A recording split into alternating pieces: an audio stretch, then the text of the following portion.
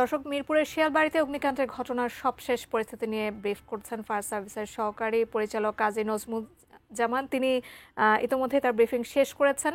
আমরা এখন সরাসরি চলে যাচ্ছি সেখানে, আমাদের সহকর্মী আছেন সেখানে, তার মাধ্যমে আমরা জানবো সেখানকার পরিস্থিতি। প্রতিক্রিয়া দেখা দিতে পারে, তাই স্থানীয়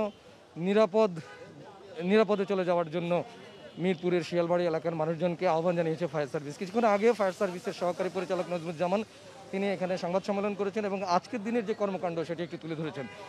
সেখানে তিনি বলেছেন যে তাদের সকাল 11টার দিকে একটি টিম কেমিক্যাল গোডাউনে গিয়েছিলেন এবং সেই জায়গায় তারা পর্যবেক্ষণ করে এই জায়গাটিতে কিভাবে ধোঁয়া নিয়ন্ত্রণে নিয়ে আসা যায় সেই কাজগুলো করে যাচ্ছেন। গ্রাউন্ড মনিটর থেকে 4টি লাইনে কুয়াশার মতো করে পানি ছিটিয়ে দিচ্ছেন, যাতে করে এই সঠিক প্রক্রিয়ায় পানি দেওয়ার ফলে ধীরে ধীরে আগুন নেভানো সম্ভব হয়। তাদেরকে জিজ্ঞাসা করা হয়েছিল যে এই কেমিক্যালের আগুন নেভানোর জন্য কোনো সরঞ্জামের কমতি বা সংকট ছিল কিনা। তারা বলেছেন যে না, এখানে আসলে সময়টা বেশি দিতে হয়।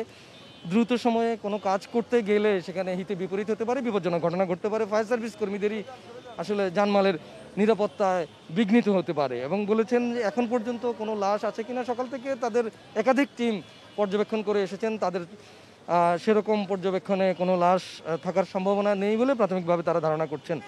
এবং মিরপুরের শিয়ালবাড়ি এলাকার সাধারণ মানুষজনদেরকে এবং উৎসাহী জনতাকে এই এলাকা থেকে নিরাপদ দূরত্বে সরে যাওয়ার কথা বলছেন, কারণ বেশ কয়েক ধরনের কেমিক্যাল একেবারে মিশে আছে বলেই এগুলো মানবদেহের জন্য খুবই ক্ষতিকর, যার কারণে এর ধোঁয়া যেমনি ক্ষতিকর, কেমিক্যালের যে পানিগুলো এখন বেরিয়ে আসছে নেভানোর কারণে সেগুলোও ক্ষতিকর। এই পানিগুলো সাধারণত সুয়ারেজ লাইন বা ড্রেনের ভিতরে চলে যাচ্ছে, যেগুলো যাতে জনগণের সংস্পর্শে না আসে সেই বিষয়ে তারা বলেছেন। বিসিআইসি এবং ফায়ার সার্ভিসের দুটি বিশেষজ্ঞ টিম বিকেল 3টার দিকে এখানে পরিদর্শনে আসবেন, তারপর বিস্তারিত আবার ব্রিফিং হলে জানা যাবে। এখনকার মতো এই ছিল আমার কাছে সবশেষ।